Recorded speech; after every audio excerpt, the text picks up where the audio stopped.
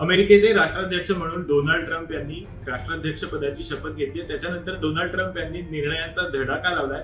या सगळ्याच निर्णयांचे परिणाम जगभरात पाहायला मिळत आहेत। अशातच भारताचा अर्थसंकल्प येत्या 1 फेब्रुवारी रोजी अर्थमंत्री निर्मला सीतारामन या सादर करणार आहेत। अशात भारताच्या अर्थसंकल्पावरती ट्रम्प इफेक्ट दिसणार का, हे आपण या व्हिडिओमधून जाणून घेणार आहोत। भारतामध्ये अमेरिकेतून आयात होणाऱ्या वस्तूंवरील आयात कर कमी होण्याचा निर्णय अर्थसंकल्पात होऊ शकतो।